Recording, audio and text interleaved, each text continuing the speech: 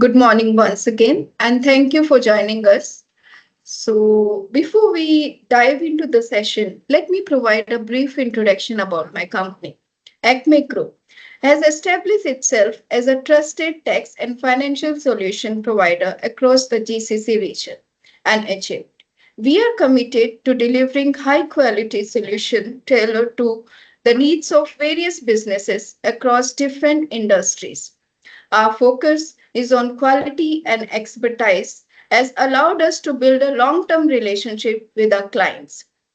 Our exceptional team consistently delivers value efficiently, making us the preferred service provider in the region. Now, let me introduce our esteemed speaker for today's webinar, Mr. Roshan Romani. Mr. Roshan Rumani. He is a seasonal tax professional with over 9 years of experience in VAT compliance, tax planning, financial analysis, and due diligence across the UAE, KSA, and other international jurisdictions.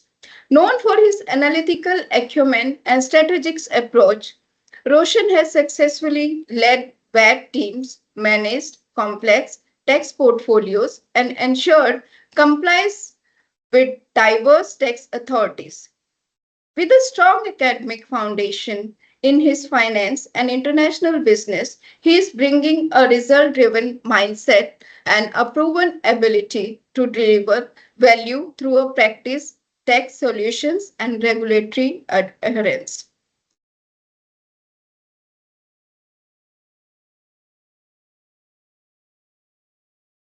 So, before we start, I encourage everyone in the audience to share your questions and questions in the Q&A section. This will help us create a session more. This will so ensure that you gain a maximum value from today's webinar. Your participation is essential to the success of this webinar. I would like to hand over the mic to Mr. Roshan Romani to begin the webinar. So, Mr. Romani, you can start the webinar. Thank you. Thank you so much, Neetu. Good morning, everybody. We have almost crossed half midweek, and we are on Wednesday and nearing to the weekend. Hope everybody is excited and energetic for the coming weekend.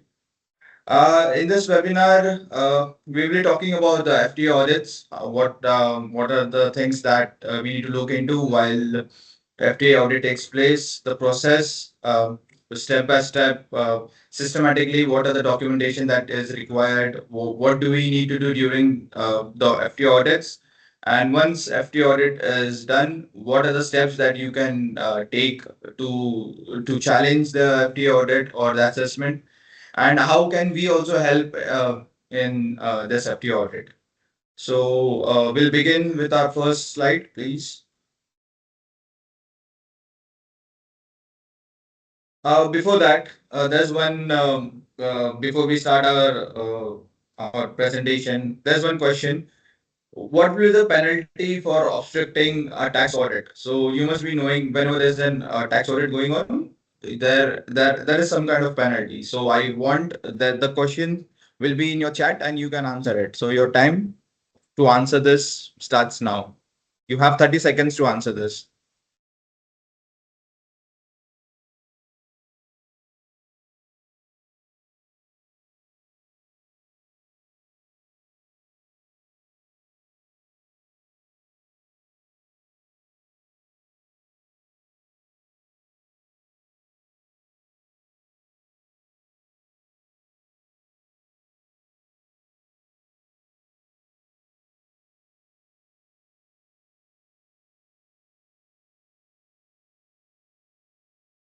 So let's see how many people have answered. Please publish the poll.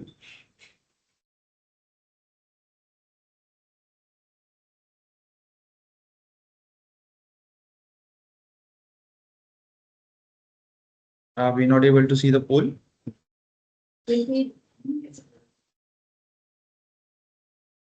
Okay, let's begin with our first PPT. Okay, so first, what happens is there will be a FTA audit. The audit process begins with an FTA notification that comes to you. The notification will be via an email or MRR text portal. Nowadays you have to be registered, or you have to link your FTA portal, FTA website with MRR tax portal. So either the notification will be via the email or MRR tax portal.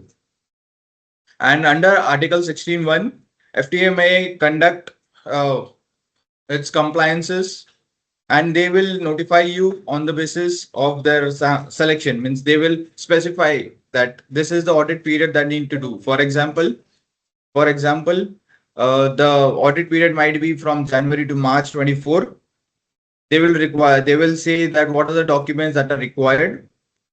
They will specify the audit date and venue. For example, FTA, they will tell you to, okay, maybe they will call you to FTA office, FTA premises, or they will conduct the audit, or they will come to the taxpayers premises, maybe that is your office, to check the documentation, to verify the data.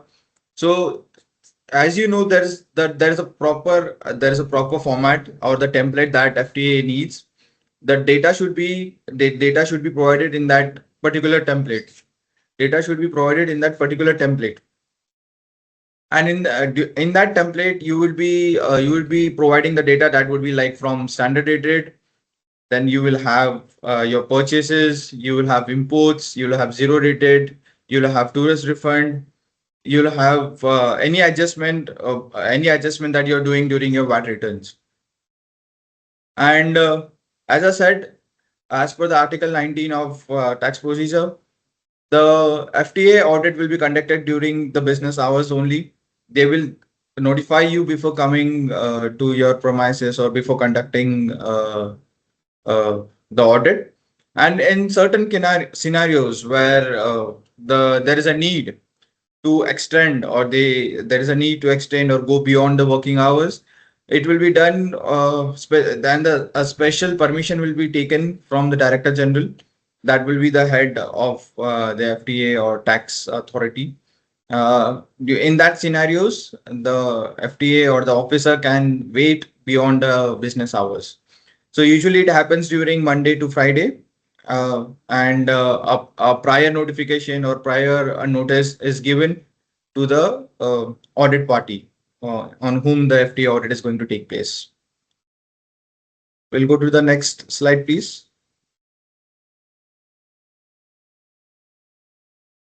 So, what are the preparation that you as a taxpayer should do? I mentioned in my previous slide that you need to maintain the records as per a template that is there, provided by FTA. So you will have to maintain that record, the working in that record, working in that template. You will have to keep all the workings associated to that VAT return. You will have to keep all the tax invoices. For example, if you have sales, 5% sales, you'll have to have tax invoices. Uh, and depending on your sales, like if the invoice can be a simplified invoice or a proper tax invoice, depending on the value of your invoice, you should have all the documents ready. And when it comes to credit note, you will have to have credit notes ready. Means the tax credit note and the associated tax invoice for which the tax credit note has been raised. Then coming to the financials, you need to keep ledgers, bank statements, and import and export documents. This specifically import and export documents is specifically for export of for zero rated transaction where you are exporting goods. You will need your commercial invoice. You will need custom documents. You will need airway bills or any port of origin. All those documents will be required during the FTA audit.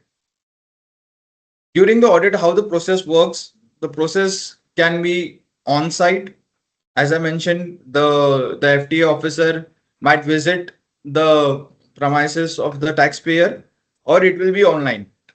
There will be coordination between the taxpayer and the tax officer. So a prior in both the cases, prior notification or intimation will be given to the taxpayer. And during the audit, FTA may also request more interviews. It not only the they not only they'll look into the documentation, the invoices, the working, or the financials. They can also speak to the employees of the company. They can interview them. They can ask questions. They can ask for information which they think is required and necessary for their audit purpose. And auditors can access records, samples, verify declarations. They can have when the tax auditor visits your premises, he will have access to your records. You means if whenever he requests some data or some documents that he need to see, you will have to provide him without being a hurdle, or this will be treated like being it will be treated like obstructing the process of FTA audit. We'll go to the next slide, please.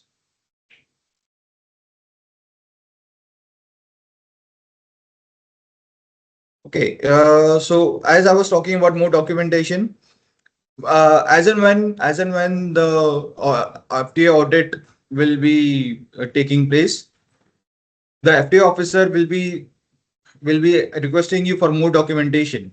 There will be times when he need more clarification or certain things. So he will be asking, for example, a zero-rated transaction that is going from mainland to suppose, for example, the United States. So he'll be asking for the documents where you will be declaring this transaction as a zero-rated transaction. It will be as an export. So he will be requesting for documents such as commercial invoice, the custom documents, the airway bill. So and all the supporting documents that will be related to it. Also, there will be times when he will specifically ask or inspect transactions to understand the transaction in detail, or entries whatever you have posted in your ledgers. So he will be having the access to your books of accounts, your trial balances, your PNLs.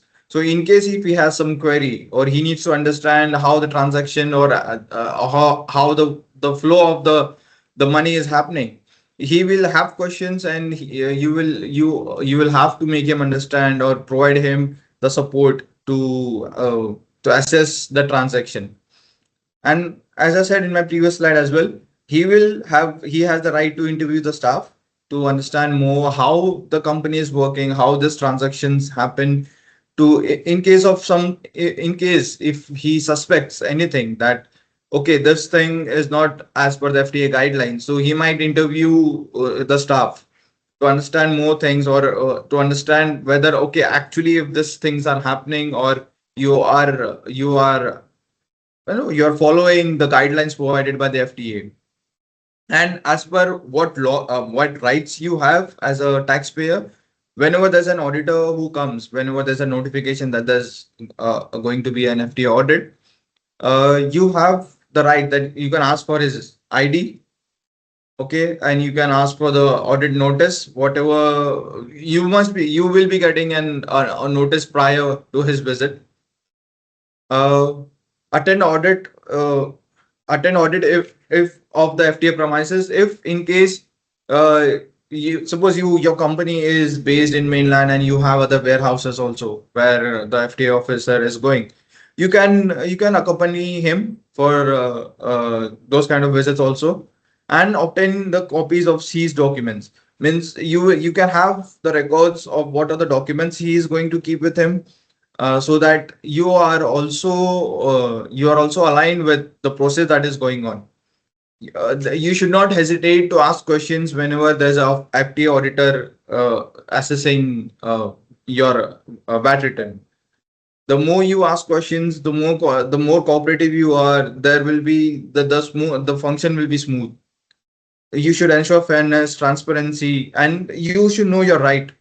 Your right is to understand what is happening, to know what is the next step, how to implement things, and how you can coordinate with the FTA officer and your process. Well, go to the next slide, please. Okay, so this the purpose why FTA does audit or does FTA assessment are strongly four reasons. One is VAT return accuracy, second one is VAT compliances, the third one is record keeping compliances, and the fourth one is input tax and reverse charge claims that we do. So let's talk one by one. One is the VAT return accuracy. You have been filing the VAT was introduced in 2018. So you must be filing VAT returns since 2018. There might be times when initially in initial days there were times when even the FTA and the people, they were not clear about certain things. So as and when things started getting clear, we started getting to know how things should be implemented, what are the rules and regulations that need to be followed strictly. We started implementing things in our VAT return. So the main reason that FTA nowadays does this assessment of the VAT return is to see the accuracy between the VAT return that you have filed in the FTA portal and the workings that you have. The workings are actually linked with your financials, your recording, your bookkeeping, your recording of accountancy. So this too should match VAT return, whatever you have declared in the FTA portal with the government, and whatever you have as a record of your transactions, that should match. That is one of the reasons that FTA does this assessment. Second, VAT compliance is VAT application correctness. So what it means is there are certain criterias that FTA has laid down that that the tax invoice format should be in a particular manner, like for example, simplified tax invoice or a proper tax invoice, the formatting of the invoice. Then you should have all the documents related to export to support your claim. If you don't have the documents for the export, you will have to report it as 5%. So to show it as an export, you need to have those documents. Then to understand that whether you are doing your VAT return correctly as per the guidelines or as per the rules. For example, you have zero rated, you have exempt supplies, you have out of scope supplies, you have standard rated supplies, sales that are happening. So the VAT application, which means that you are doing or you are implementing your VAT application in that sales in a proper manner. That is this is one of the reason that tax assessment is happening from FTA's point of view. And also there are different you have different Emirates wise reporting. So they also look into this and they assess this whether you have reported your VAT returns in proper Emirates. So, for example, if you have a trade license that is of Dubai, and if you are reporting it in Sharjah or Al Quwain, it's wrong reporting. So that they also look into this. So they look into this, and we should make sure that we report whatever sales we have in proper manner where it is supposed to be reported. Third, when it comes to record keeping and compliance, so you need to have before VAT there was everyone must be knowing that on everyone must have experienced the bookkeeping standards were not as strict as it was before 2018. But after the implementation and since the implementation of VAT in 2018, the record keeping bookkeeping has been given a very strong hold in our finance field. And in terms of FTA, the record keeping should be as accurate as it can be. So your trial balances, your P&Ls, your financial statements, it should always match with whatever you are reporting. Your input, whatever is there in your trial balance, should match with the VAT return that you have submitted. Your sales, your revenues should match with with the VAT return that you have reported. So this is one of the most important criteria that a tax audit officer looks into. Record keeping. Third, when it comes to input tax and reverse charge claims. So, when it comes to input, there are different types of inputs. One is the normal input tax that you claim when that is related and directly associated to your businesses. Excuse me. The second one is the one that are the blocked input, where you cannot claim the input VAT for the same.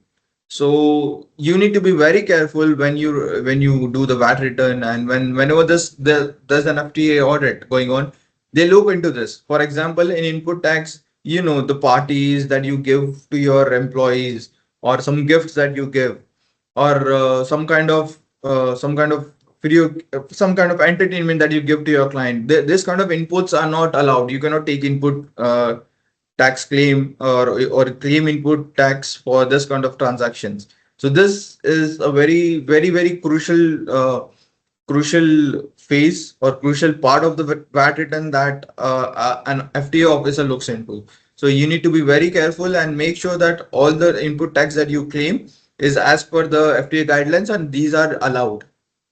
And then it comes to reverse charge claims. So there are two kinds of reverse charge claims. One is in the one that box 3 that we declare, that is the import of services. The another one is in box 6, that is import of goods that comes directly from the customs. So here, when we talk about box 3, import of services are the services that we receive from outside UAE, whatever services that we receive. So there is also a misconception in the market that if you are receiving some kind of services from outside UAE, you're not it's not eligible to report it in your VAT return. But it's wrong. Whenever you're receiving a services that is outside UAE, even though the provider is outside UAE, not registered with VAT, you have to show it. It is import of services, and it will be shown in box 3. And at the same time, when you have the invoice for this, it will be reversed in box 10. So in box 3, this import RCM, import of services, should be mentioned and declared. And coming to box 6, where all the import of goods are highlighted, most of the time, when you are registered for VAT, when you get your TRN certificate, you are linked with the customs. So all the goods that are coming into UAE and passing through customs, they are reflected in box number 6. So this automatically is reflected in box 6, and when you for the reversal you do box addition of box 3, box 6, and box 7, and the total will be the same amount should be reflected in box 10. This is how you nullify the output and input of reverse charge. Uh, and over, if you see, the main reason for tax assessment to is from an officer's point of view is to highlight the errors that you have done, or to catch any discrepancies that is there in your VAT return. We'll go to the next slide, please.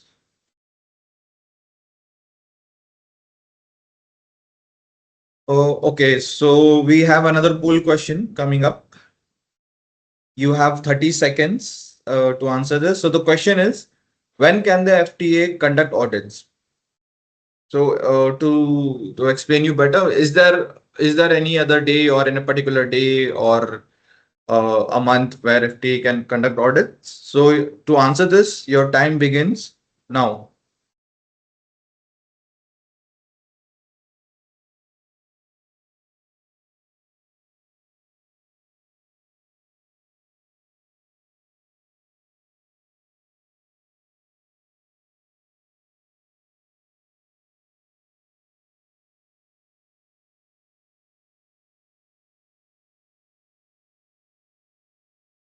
Six seconds more.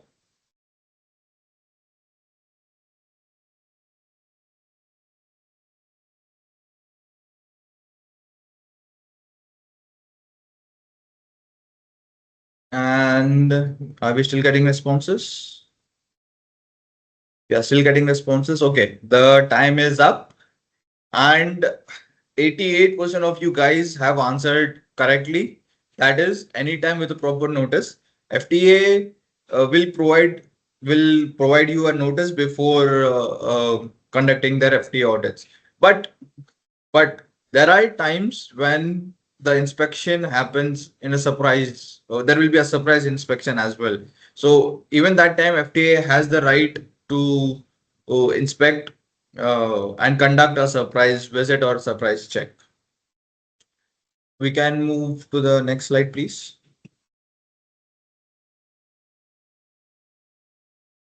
Okay.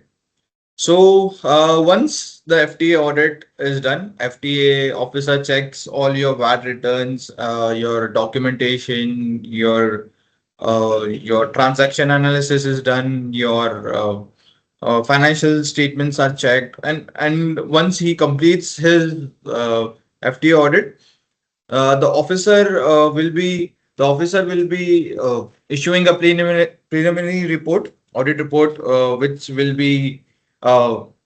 be classified, where he is saying, which he is putting up his observations. If there is some discrepancies, he will mention that these are the discrepancies, or and this is the penalty, or this is the next step that you have to follow. As a taxpayer, you may respond with clarifications, asking why this has happened, how can we proceed further, or if you want an explanation from the officer, you can during you should not hesitate to ask the officer that what are the things that we you should do, or you should what are the next step that you need to follow. And after the review, FTA will issue a final assessment, where there will be where it will mention the penalties and differences that was there between the VAT return and the findings of the officer. So FTA will be issuing penalties that will be first a non-compliance administrative fines. The another one will be the one that is related to your differences between the VAT returns, or maybe the VAT payable amount, and the two penalties will be the VAT payable amount, the differences, and the administrative penalty. The taxpayer will be notified within 5 business days once the assessment is done. He will be provided with all the details of the penalties that have been implied, and they have to be paid. The reason of the fine will be mentioned. Why, for example, the documents, for example, your tax invoice was not in proper format, or your transaction, for example, you were reporting standard written transaction that should have been charged 5% VAT as zero rated or exempt or out of scope. The amount that you need to pay, that would be mentioned, and the deadline in how many days that the amount has to be paid, that would be mentioned in the report. We'll go to the next slide, please.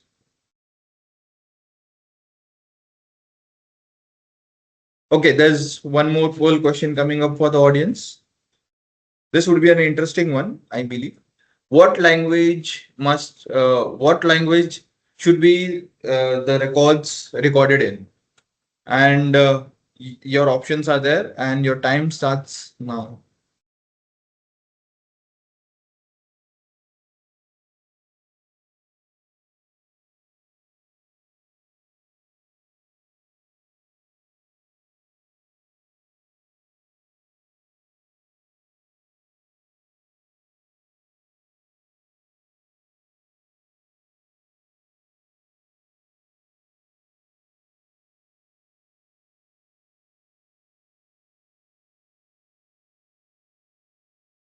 The time is up, but we still are getting responses. We'll wait for a few more seconds.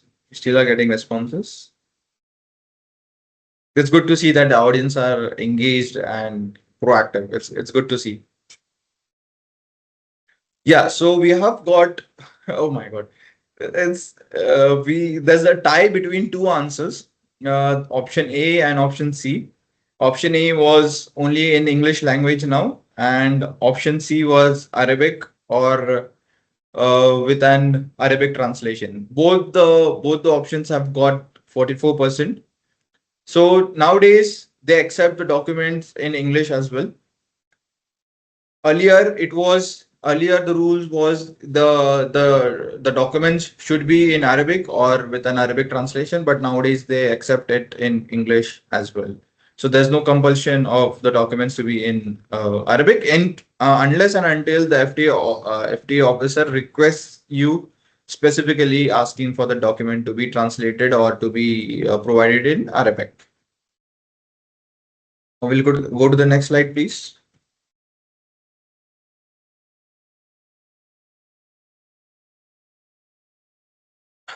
Okay.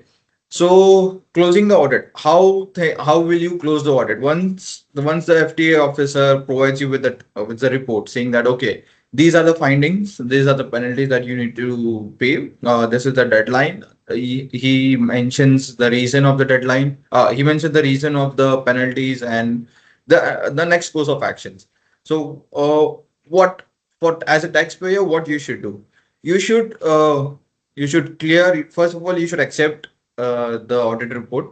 If you don't have any questions and all your doubts have been cleared by the FTA officer, uh, the dues should be the dues should be paid, and taxpayer, as you as a taxpayer should take the feedback, or as whatever the feedback is mentioned or whatever assessment is mentioned in the report, you should implement it so that in the coming future and your VAT return or your tax return is VAT compliant, and there's no more flaws or any scope of penalties in case of an FTA audit.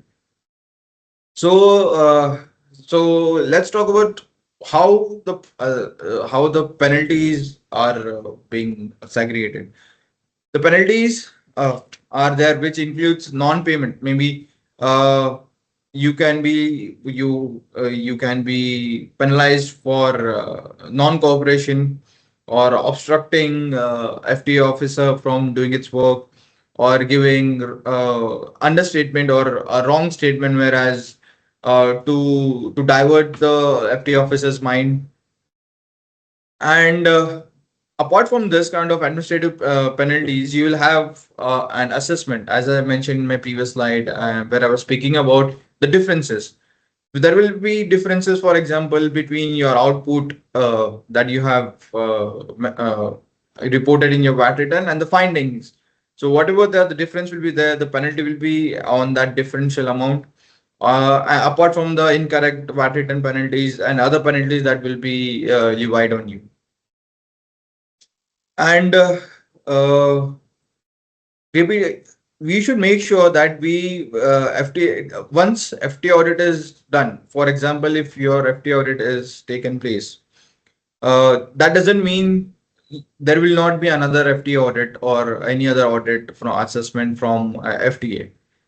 So you should always make sure that even after one FTA audit is done or completed, you will have to be VAT compliant, and you will have to be diligent in doing all your work as per the FTA guidelines.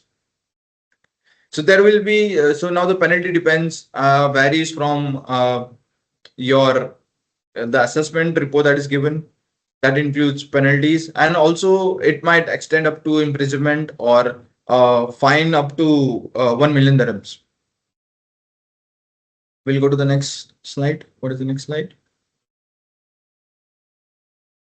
Okay, so once you get the report from your FTA auditor, he gives you a report, he provides you the next step, that this is what you have to do, this is what payment you have to make, and all those things. So there are four things that actually you can do. One is ask for review of application. That should be filed within 40 business days of receiving the report from the FTA office. What does review of application means? For example, when an application or the report is provided by you, or provided to you by the tax officer, you can ask for an explanation or for a re-review of the assessment done. So this can be done within 40 business days of receiving the report, and decision will be given in 40 business days. Even so, for example, if you feel in means giving, if you're not satisfied with the result from review of application, you can move to reconsideration. you can apply for reconsideration to the FTA, putting in the guidelines or laws supporting your claim with documents, degree laws, and your transaction analysis. That should be done within 40 business days of for if you apply for review of application. Once that the result for review of application comes to you, you can apply for reconsideration. So that should also be done within 40 business days of receiving the report.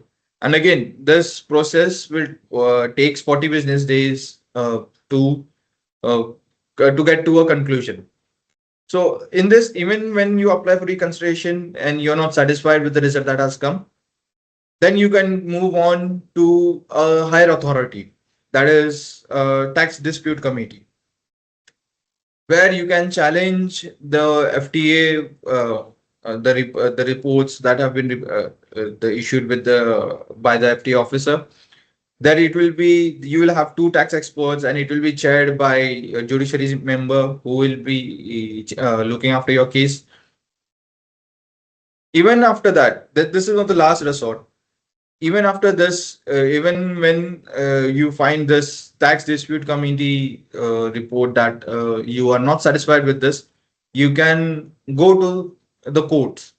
But going to the courts, it would be the last thing. You will, whatever decision comes from the court, you will have to follow it, and you will be obliged to follow the penalties or the decision that the courts have been released.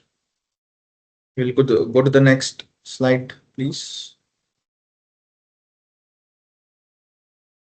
Okay, so this is what we were talking in our previous slide.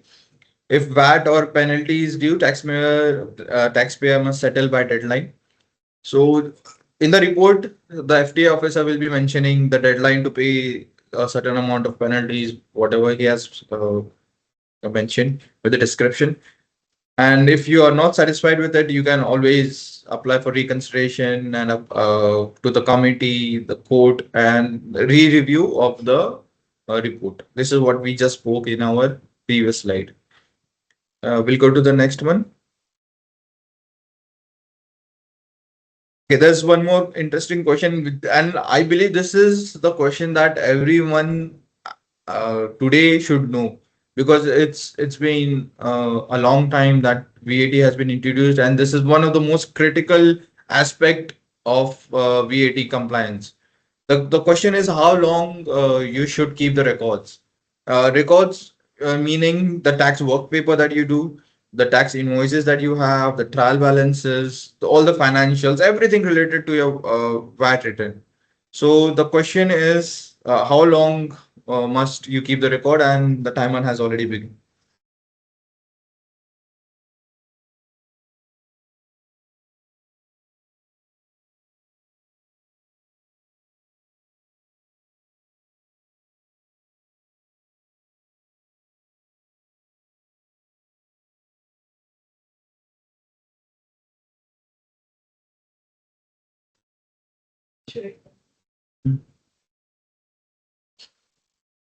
We still are getting responses, so we'll wait for a few more seconds.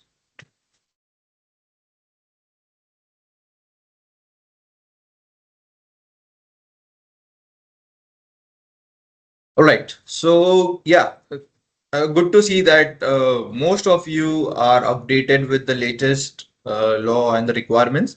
And the correct answer, 87% of you have answered it. 88% of you have answered it correctly. That it should at least be for 5 business years, and this is the minimum that you should keep. For example, uh, we are in 2025, so you should at least have the minimum requirement to keep the documents would be documents, and all the related transactions and work papers would be until 2020, 2021.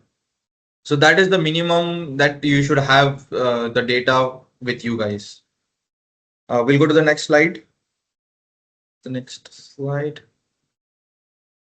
Yes. So voluntary disclosure. So voluntary disclosure, if there are errors found in the tax return or assessment leading to underpaid, So voluntary disclosure is required. So whenever if you feel that the VAT return has been there is a mistake in your VAT return, and it has to be corrected in your it has to be corrected in your for example, if the VAT return, the difference between the VAT return and the identified problematic transaction is less than 10,000, you can change it in your upcoming VAT return. If the transaction is more than 10,000 and it is before your previous quarter or the VAT return that you have filed, you'll have to apply for voluntary disclosure. If even in case of refund, when there are errors, like for example you overestimated refunds and the calculation of the refund is wrong, you should apply for voluntary disclosure with the proper documentation, with the proper set of transaction and proper set of work paper. Also, not only when it's not only when it's refund. As I said, I was speaking in my first point. Taxable person may submit a voluntary disclosure for error causing over when you if you have overpaid also. So at times it's not only when you have underpaid the FTA. Even if you have overpaid the FTA, you can apply for voluntary disclosure and get the correction done in your VAT return. So by doing this, you avoid penalties that would come during the tax assessment. And the taxpayer must correct errors in tax return via voluntary disclosure regardless of the due tax. It's the same thing that I was talking about. So there are different types of penalties that are there. For example, the 50% penalty will be applied on the error that you are done if it's done during the tax audit, and there's 4% penalty per month that is there after the voluntary disclosure or the timing of, for example, if you required to pay a certain amount of tax in particular period and you missed it, so you have 4% monthly penalty as well that will be charged on you, apart from wrong VAT return that is filed, that is a fixed penalty of 1000 dirhams and 2000 dirhams in case of repetition. We'll go to the next slide, please. Yeah, the record keeping requirements. I was talking about how important and crucial record keeping is there in your nowadays with the introduction of VAT and corporate tax and FTA. So you need to keep evidences for the payments that you have done, the receipts, the purchase and sales orders, the revenue and the expenditure should be recorded in a systematic manner where you are able to identify and highlight it whenever there's an FTA audit. I mean, not only for your FTA audit, it should be a practice where it helps you to to identify the input and output tax for your own purpose also. It should be that the record keeping should be in such a way that every person or any person who is looking into your financials should be able to understand your financial reports. Like for example, balance sheet and profit and loss statement should be accurate as per the FTA guidelines. It should match with all the revenues that you have reported in your VAT return. It should match with the work papers that you have prepared. So these three things are linked. Like for example, the financials, the VAT return working papers that you have prepared, and the VAT return that you have filed. Recording of wages and salaries. Though it is out of scope and this you are not, you don't report it in your VAT return, but this also should be recorded properly in a systematic manner. Recording of fixed assets, inventories, anything that you take like laptop or your mobile phone or printers for your office purpose. Everything should be recorded in a systematic manner, in a proper manner, in a ledger, in an accounts, in the books of accounts where it should properly hit. This helps you. This helps you keep pace with whatever there are changes in the FTA laws, and you are well prepared in case of an FTA audit. We'll go to the next slide, please.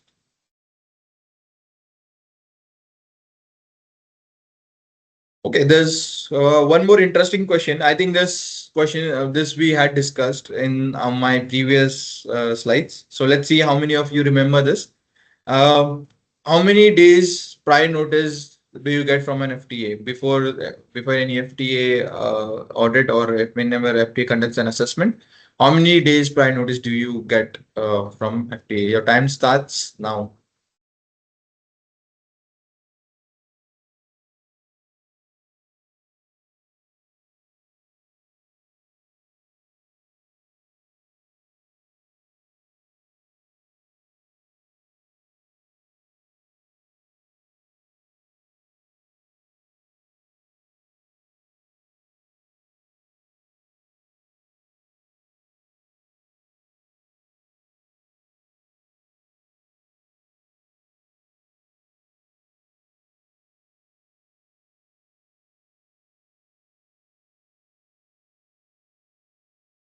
The time is up, but we still are getting answers, so we'll wait for a few more seconds.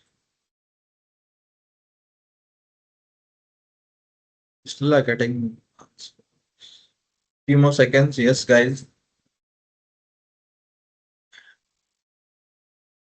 All right. All right. So we have got answers. 71% of you have answered it correctly, that at least 5 business days notice is provided to the taxpayer before the FTA audit takes place.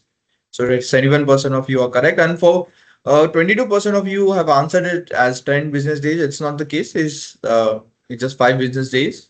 Notice is required. We'll go to the next slide, please.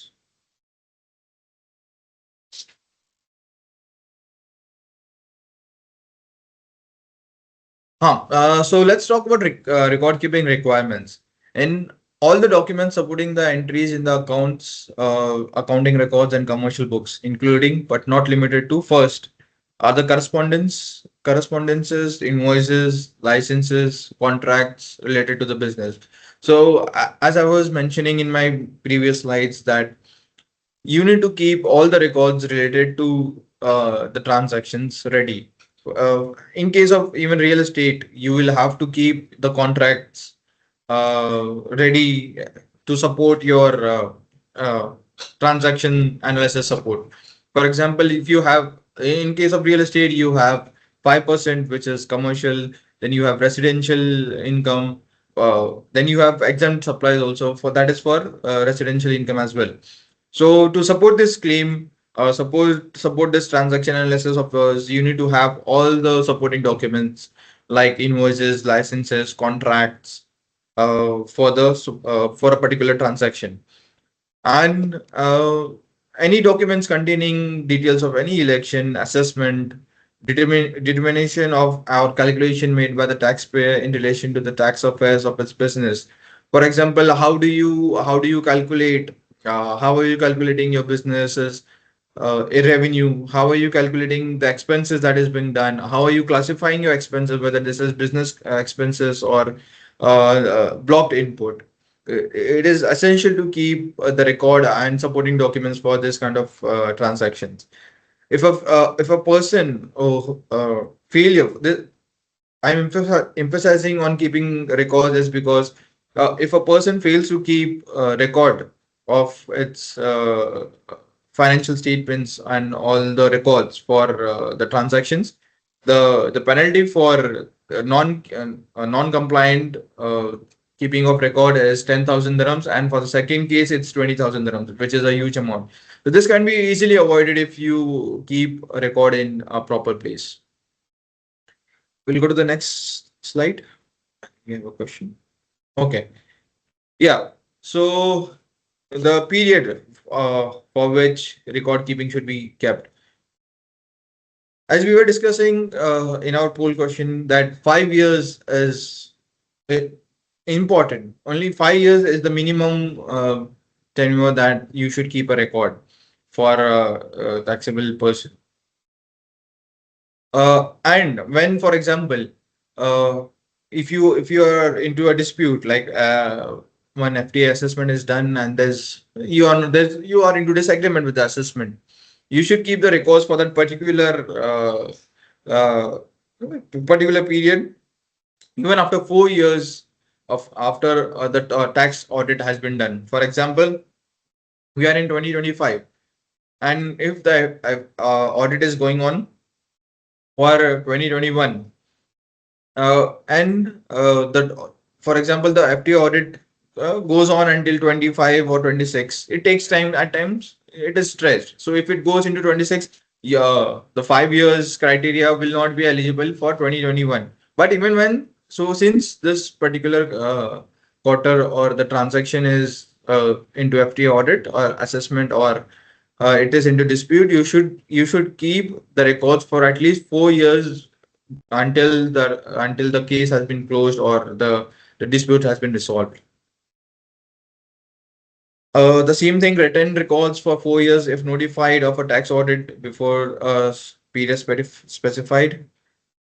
And when you submit a voluntary disclosure, and fifth year, the same example, we are in 2025 and you are submitting the voluntary disclosure for 2021.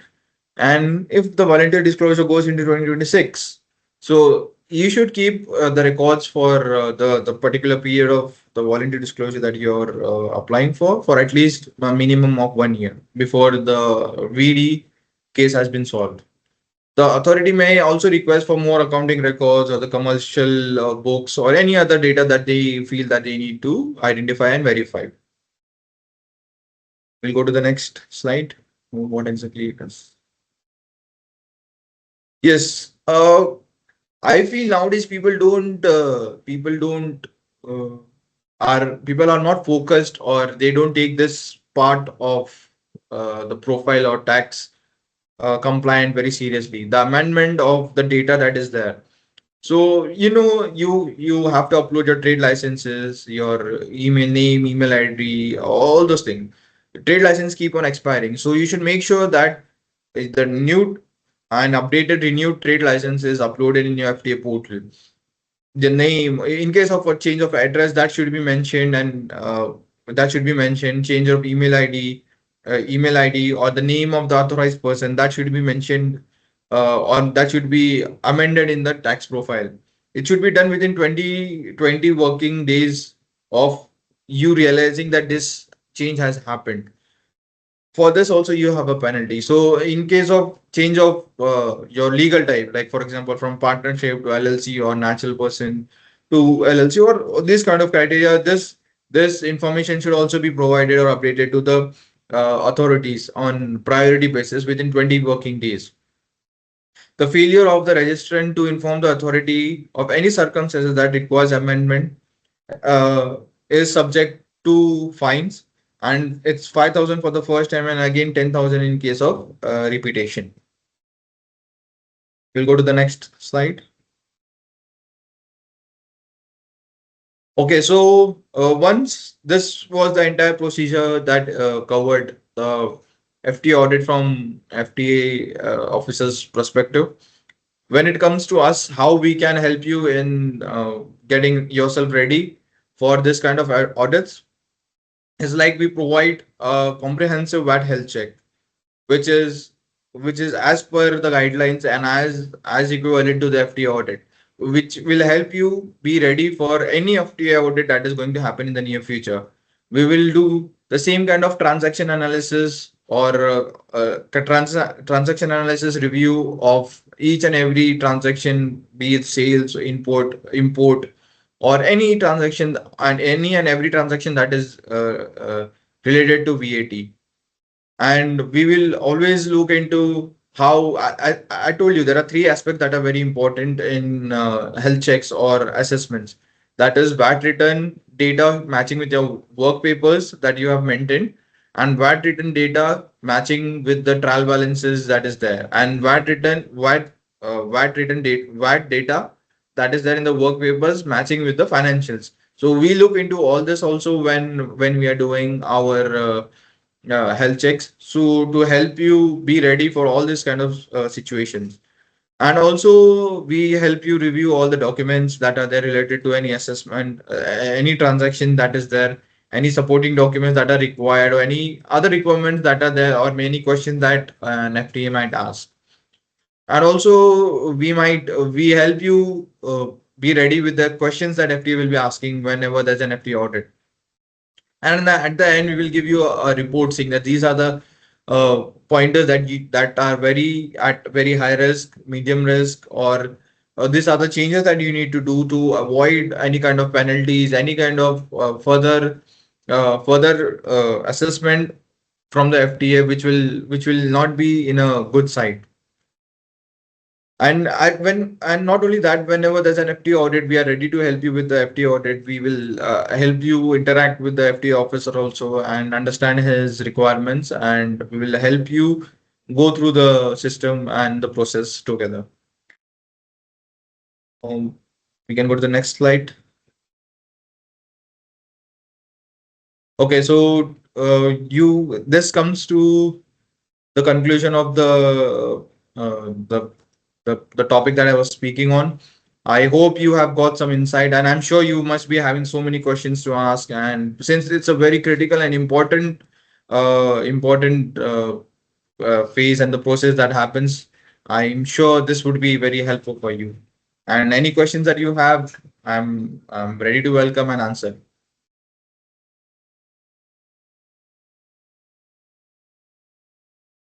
Thank you, Mr. Roshan, for providing such an insightful and engaging session.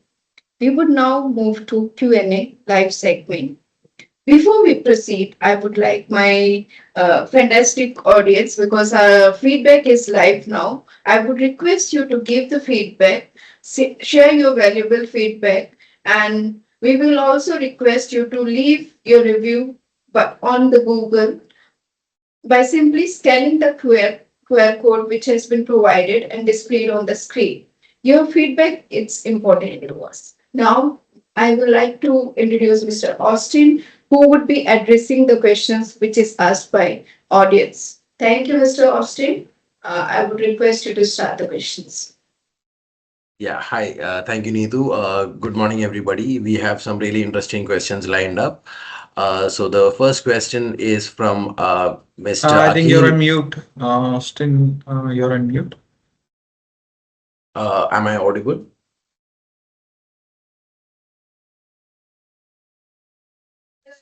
Right. Yes, you are. We can. I Yeah, can hear you. Yeah. yeah. All right. So we have some really interesting questions lined up. So we'll take up the first question by Mr. Akhil Boso. So the question is, Mr. Roshan, if you missed a reverse charge claim in a previous quarter, do you need to submit a voluntary disclosure, or can it be incorporated into the current VAT return? Reverse charge. Okay, thank you for the question.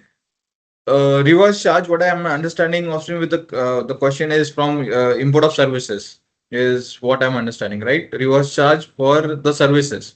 So in case if you forget or if you miss out on reporting it in your current VAT return, you can report it in the subsequent or the upcoming VAT return. But since it has no VAT impact or any impact regards to the VAT, you can report it in the next VAT return.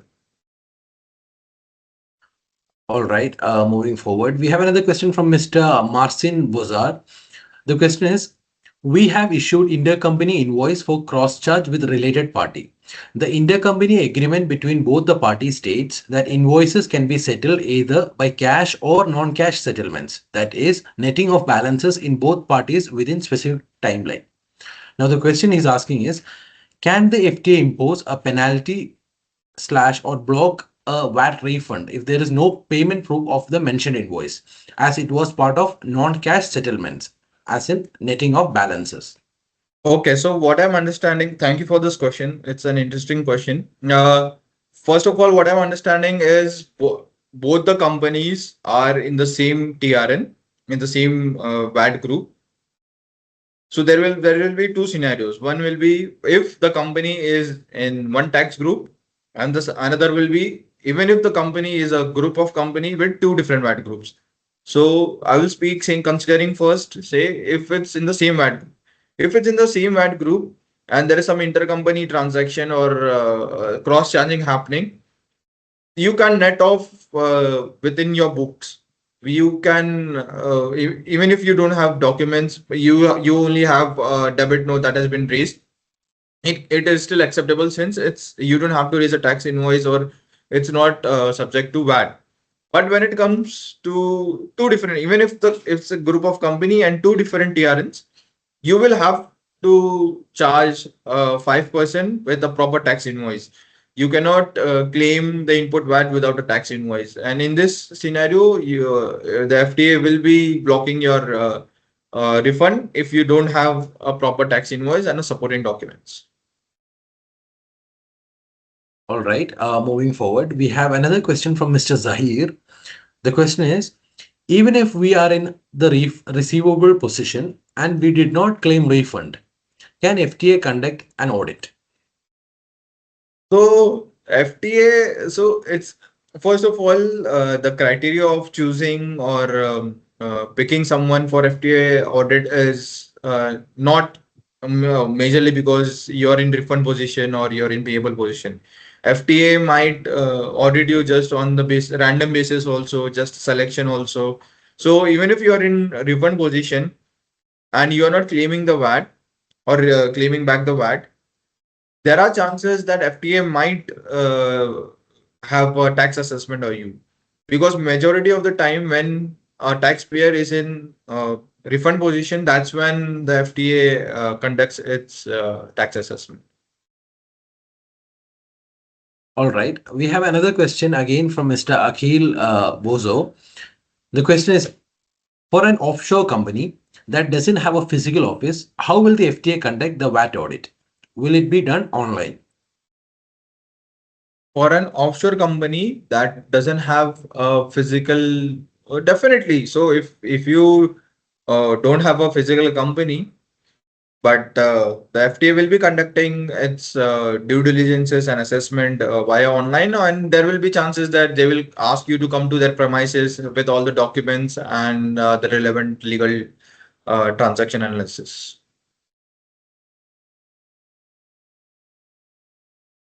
All right. We have another question from Mr. Daniel.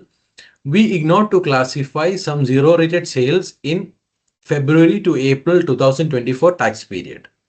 Okay. Can we include the same in the upcoming return as there is no tax difference, or should a voluntary disclosure be filed? Yeah. If so, guide us on the VD process, that is voluntary disclosure process, and the penalty exposure. Okay, so first of all, this even though it is there's no tax impact in terms of output, it is still a taxable transaction which you have missed. You cannot just in the upcoming return show it and correct the transaction. So for this, you will have to do a voluntary disclosure considering what the amount of the transaction is. And also, you asked us to guide how will we guide us in voluntary disclosure. I will ask my marketing and commercial team to get in touch with you, and they will help you. First, they will understand exactly how the situation is, what are the transactions, and they will help you with the further steps. We are there to help you.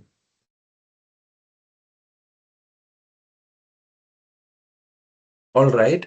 We have another follow-up question from Mr. Zahir. Can we claim the refund for a partial period?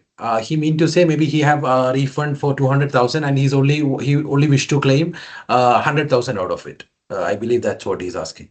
So it's a little confusing question, but assuming what I've understood, that if there's a particular period from January to March and the refund is 100,000, your question is, can you claim back 70,000 dirhams? It's not the case. You will have to apply for refund on the tax period basis. You cannot just you can take partial refund on the basis, like for example, you have two VAT returns which the combined value is 100,000, and you need to take 50,000 dirhams, which is for one return, as a refund. That you can do, but for one return and bifurcating it into two or three parts, it's not possible.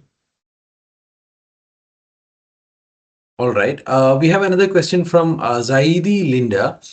Has the FTA been requesting any HR related documentation such as employment contracts, visa, or payroll records? Yes. Yeah. That's the question. You're on mute. You're on mute. Austin, you're on mute. Yeah. So the question is basically, has the FTA been requesting any HR related documentation such as employment contracts, visa, or payroll records? This would help them anticipate and prepare more comprehensively. Okay. Yeah, yeah. They have been looking into the contracts of the employees, the visa process, and the location where the actual employees are working. So there are cases where the employee is some in under some other company's visa and working in some other premises. So this keeping records of this is highly crucial. All right. We have another question from Miss Fatima. If you mistakenly claim the VAT purchase invoice for the upcoming quarter and the VAT amount is less than 10,000, how will we do the correction? Yeah, so if you have identified, for example, January to March period, you have reported something as a wrong claim, and it is less than 10,000, and you want to reverse it in the coming quarters, you can do it with reversing the entry. But in this scenario, you should always be careful that if there will be scenarios where you have claim, for example, the date of the invoice is later than the period date, then you can claim it in the proper date, or maybe the transaction was cancelled and you forgot to remove it from your accounting software, or maybe the transaction was missed out to report during the accounting process. So you need to keep your supporting, or you need to keep the exact reasons ready in case if FTA asks you to the reason for this. But yes, you can claim it in the, or you can reverse it in the subsequent quarters if it's less than 10,000 dirhams. All right. Moving forward, we have another question from Miss Marisol. Is there a timeline to submit voluntary disclosure? Can I still submit voluntary disclosure for the past year's error in VAT return? Yeah, yes, 100%. You do. There's no particular timeline where a voluntary disclosure can be applied. So when the time when you identify that there's some mistake that has happened, you can apply for a voluntary disclosure. All right. So Mr. Martin has asked another follow-up question. Follow-up to my earlier question. Both related companies are UAE based with separate VAT IDs. Invoice was issued with 5% tax rate. Does it still need to be paid with cash if the intercompany agreement between the company states that it can be settled non-cash as well? If it is settled non-cash, would the intercompany agreement be the correct supporting documentation for the FTA purposes? Uh, so since there will be there are TRN going on, two TRNs that are there in this scenario. Non-cash scenario is a very rare scenario that takes place. Most of the time, the FTA doesn't accept this kind of transaction, and it has to be monetarily paid, or maybe cash or bank, or the way you want. But non-cash payment is very rare. But if you have a supporting document saying that, for example, the goods worth of this was given to you, you can still support your claim for that particular transaction. But it's still again subject to FTA's approval. All right. Moving forward, we have another question from Mr. Afsal. If I have a tax invoice dated March 2024, but due to the dispute with the supplier regarding meeting the agreed services, we put hold on the payment. And finally, we paid in 2025, that is in last month. Can I claim it in the upcoming VAT return? Okay, this scenario where what I'm understanding it is in March 24, the invoice was received, but the payment was not done.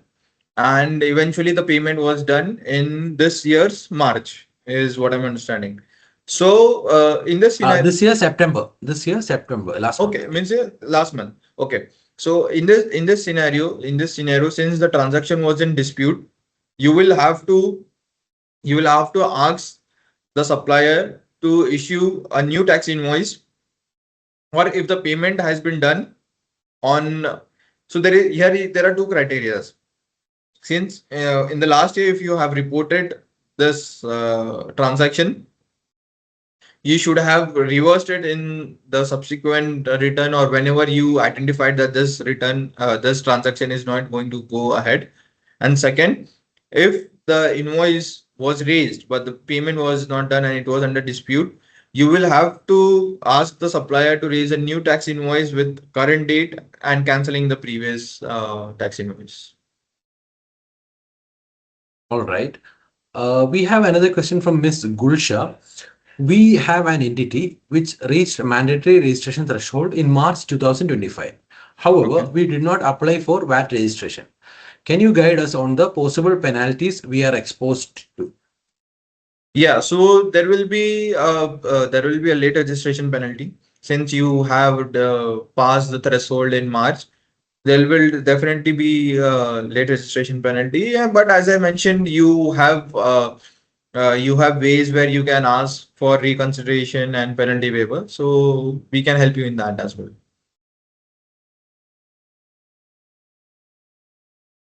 All right.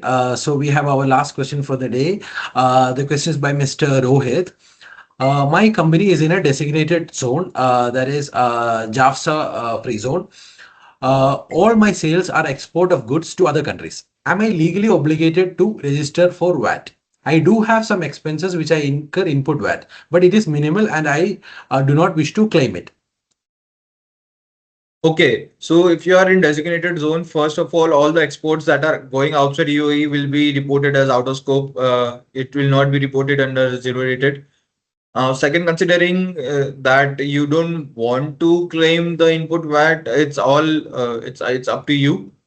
So if you are not crossing the voluntary threshold of registration, then you are not you should not. And if you don't want to register, you cannot register. But if you are crossing the mandatory threshold, in case of even expenses, then and imports, then you should register yourself. All right, that's pretty much it. Thank you, Roshan. Over to you, Neetu. Thank you, Austin.